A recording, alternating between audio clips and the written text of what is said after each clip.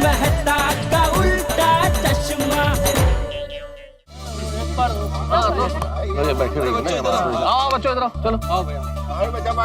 सुनिए सुनिए सुनिए सुनिए सुनिए, आदरणीय महिलाओं, हमारे सोसाइटी के सम्मानित सदस्य श्री जेठालाल चंपकलाल गड़ा जी के सुझाव पे हमने एक अर्जेंट मीटिंग अभी बुलाई। मीटिंग? किस बात की मीटिंग टप्पू के पापा? हाँ पापा बताइए ना, अर्जेंट मीटिंग किस बात की? हाँ सब पता चल जाएगा। पहले हम लोग बैठते हैं, जरा खुर्ची वुर्ची लाओ भाई। हाँ कुर्सी लेकर बच्चे लोग का सब व्यवस्था करते हैं। चलो अय्यर भाई सब बोला, सब बताएंगे, सब बोलेंगे। थोड़ी सुनिए सुनिए सुनिए, सब लोग बैठ जाइए, बैठ जाइए। टप्पू, गोली, सोनू, तुम लोग यहाँ बैठ जाओ। बैठ जाओ। तो मैं आत्माराम तुकाराम भिड़े, गोकुलधाम सोसाइटी का एकमेव सेक्रेटरी, आपको बताना चाहता हूँ कि आज की ये मीटिंग जेठालाल के कहने पर बुलाई गई है, जो कि बहुत ही इंपॉर्टेंट मीटिंग है।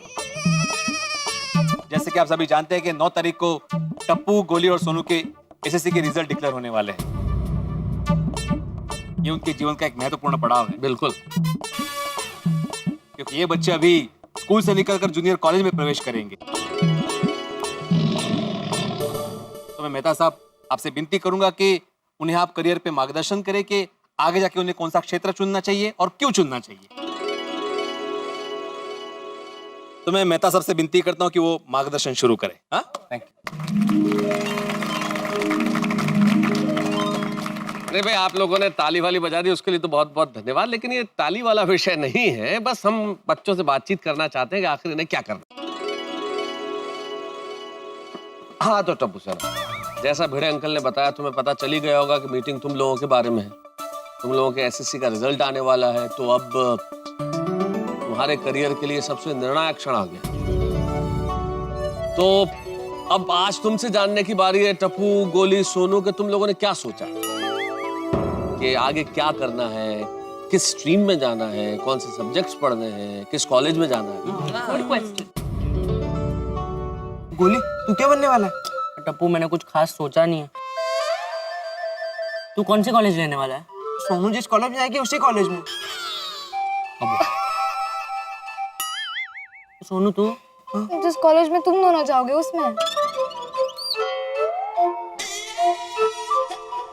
कौन सी कॉलेज में एडमिशन लेंगे, कौन सी स्ट्रीम लेंगे, ये तो सोचा ही नहीं है। अरे भाई, आप लोगों को डिस्कशन करके आपस में डिसाइड नहीं करना है। मैं आप लोगों की व्यक्तिगत इच्छा पूछ रहा हूँ। भाई, हर आदमी को खुद को पता होना चाहिए ना कि उसे क्या करना है।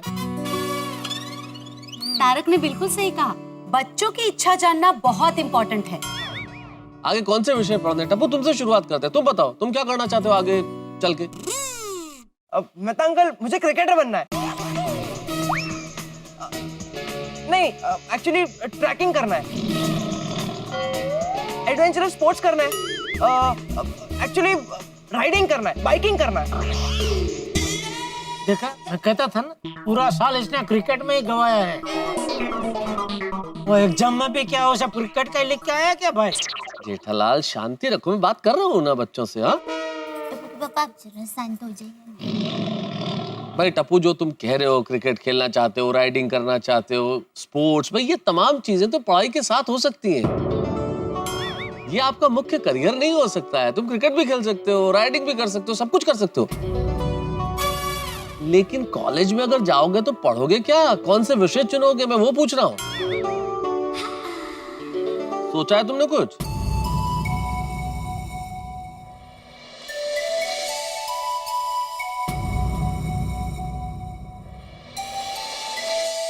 नहीं मेहता अंकल, ऐसा कुछ सोचा ही नहीं है।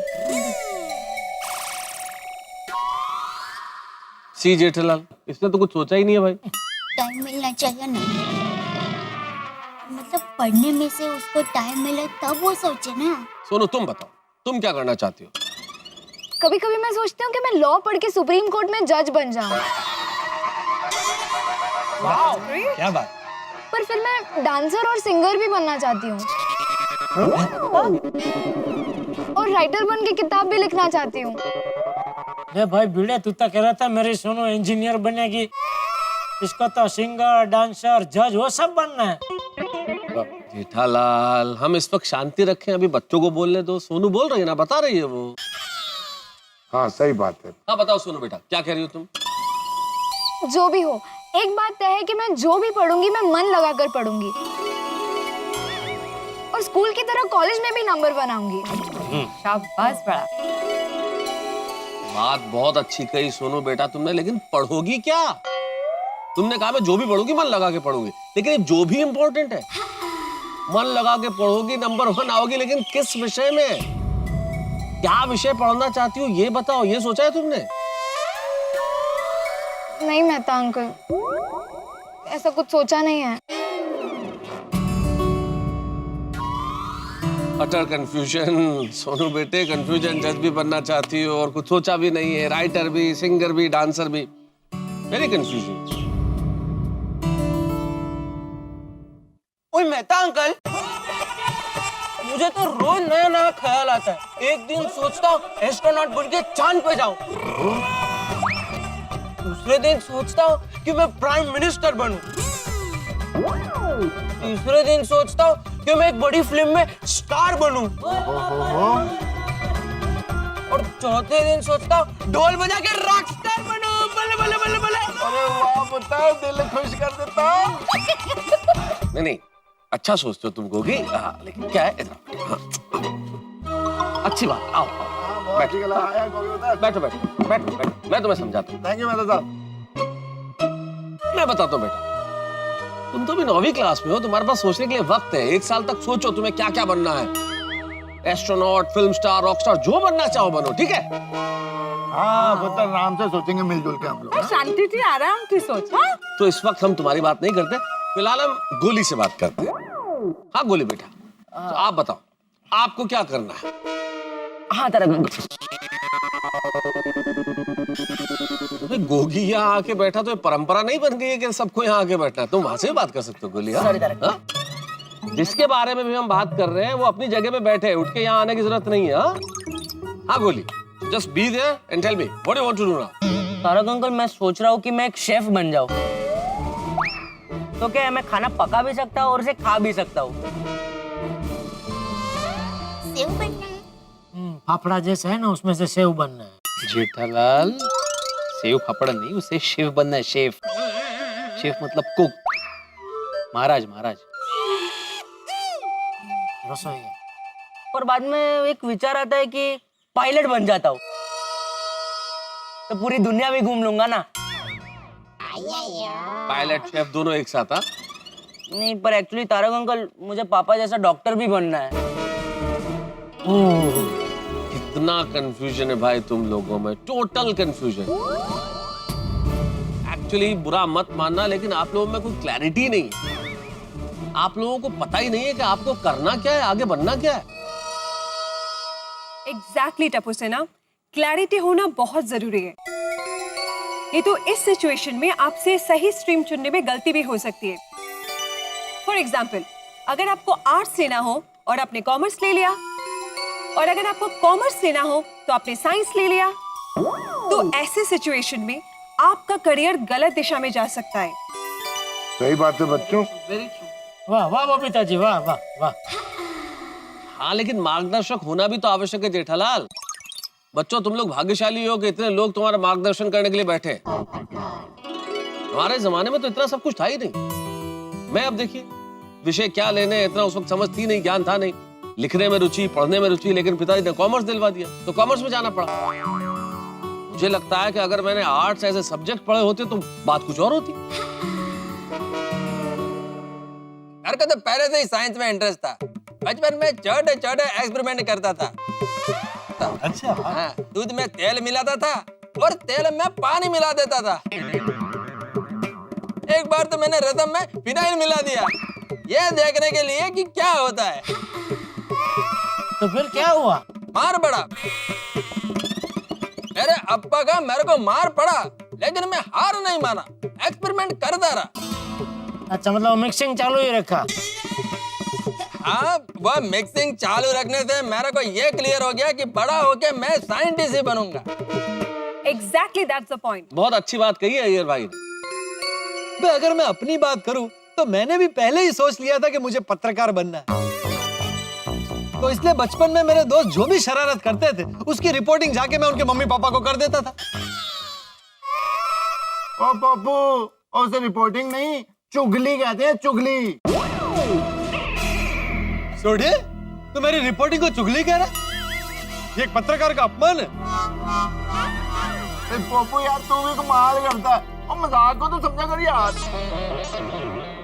ऐसी बातों में मुझे मजाक बिल्कुल पसंद नहीं। आगे से ध्यान रख।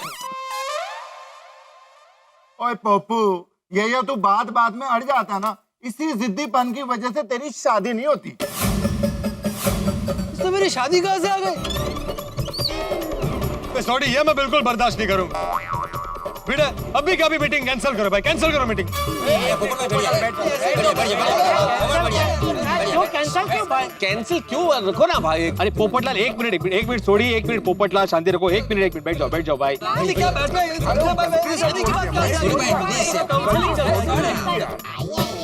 सोडी, हम लोग अभी यहाँ पे बच्चों के भविष्य के बारे में बात कर रहे हैं ना। तुम कहाँ पोपटलाल के भविष्य को लेकर बैठ गए यहाँ पे भाई? नेता साहब, आप चालू रखो। हाँ, अरे भाई पोपटलाल, माना कि तुम्हारी शादी तुम्हारे भविष्य का मामला है, लेकिन उस चक्कर में तुम हमारा वर्तमान अभी क्यों खराब कर रहे हो भाई? हाँ, तू भी सुन भाई, तुझे भी काम आएगा भविष्य में। वाह जेठा, वाह, क्या बात, वाह। हम ये कहना चाह रहे हैं कि तुम्हें पता होना चाहिए कि तुम्हें भविष्य में क्या करना है। लेकिन जैसा अय्यर भाई ने कहा, जैसा पोपटलाल अंकल ने कहा, या जैसा मैंने भी बताया, आप जो भी करना चाहते हैं उसमें आपकी रुचि होना बहुत आवश्यक है। दूसरों को कॉपी करने में या अपने फ्रेंड्स कर रहे हैं इसलिए अपने फ्यूचर का रास्ता चुनोगे तो प्रॉब्लम हो सकता है। बिल्कुल सही कहा, बिल्कुल सही कहा अय्यर भाई।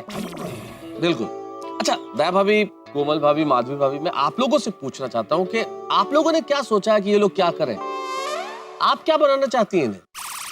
मैं तो बस यही चाहती हूँ कि मेरा टप्पू बस हमेशा हंसता रहे, खेलता रहे और बड़ा होके बहुत अच्छा इंसान बने। पर अच्छा इंसान बनने के लिए उसे पहले कुछ बनना पड़ेगा दया। उसको पहले अपने पैरों पे खड़ा होना पड़ेगा। टप्पू दिखा, पापा को अपने पैरों पे खड़े होके दिखा दो तो जरा।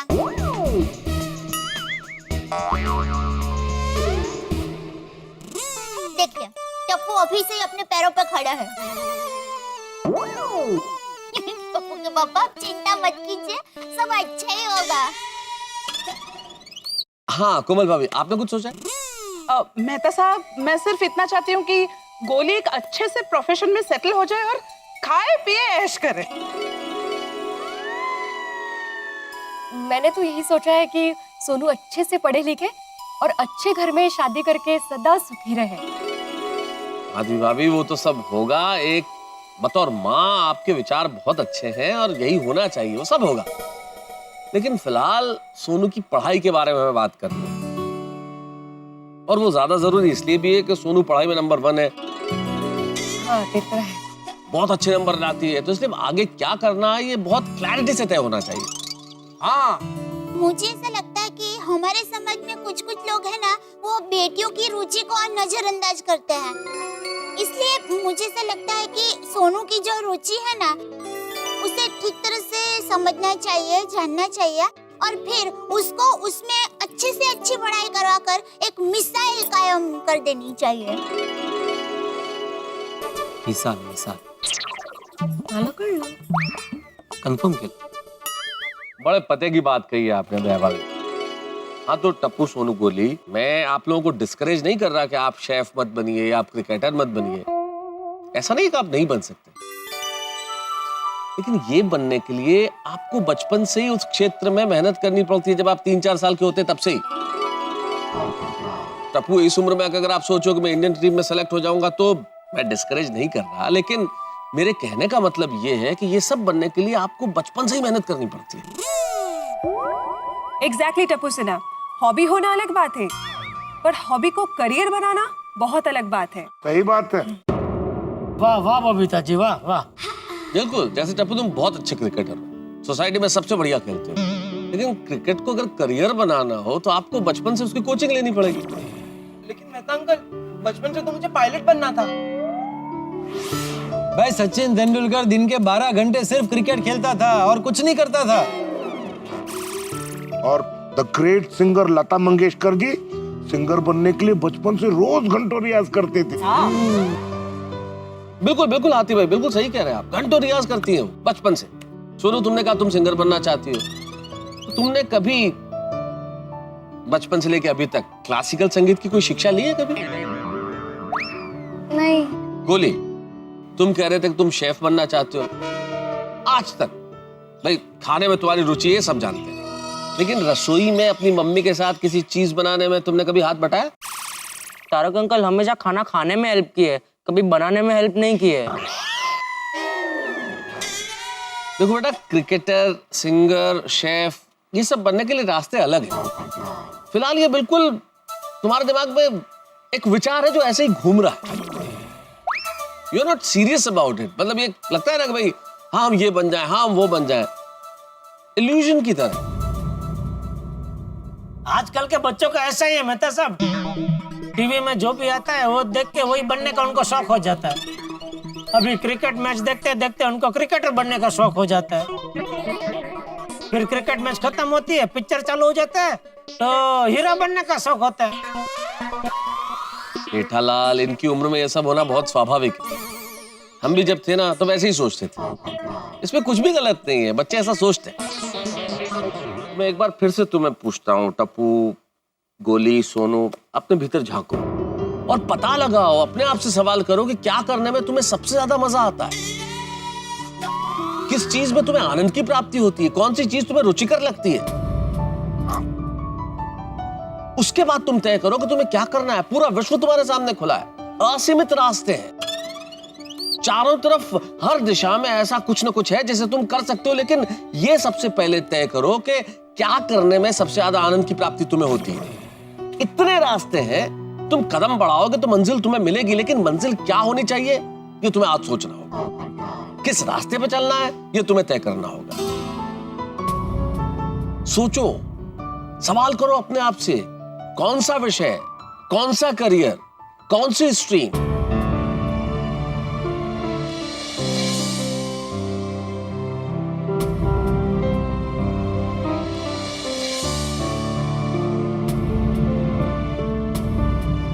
कोई जल्दी नहीं है बेटा, आराम से।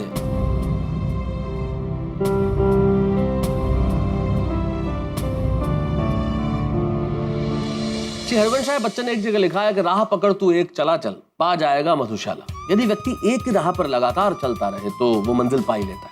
लेकिन यहां देखिए, रास्तों की लाइन लगी हुई है। देखिए ना टप्पू सेना को, किसी को सिंगर, डांसर, राइटर बनना है, तो किसी को पायलट, क्रिकेटर, तो किसी को एस्ट्रोनॉट, मास्टर शेफ, डॉक्टर बनना है।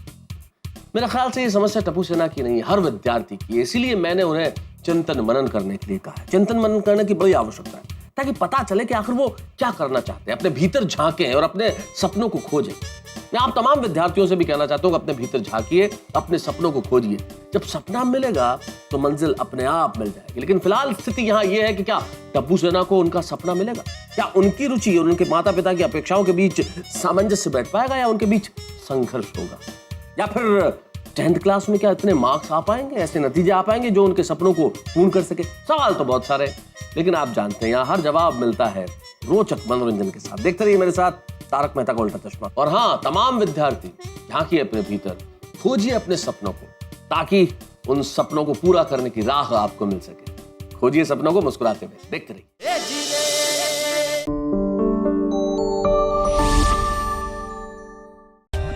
For more updates, subscribe to our channel, click the show links and enjoy watching the videos.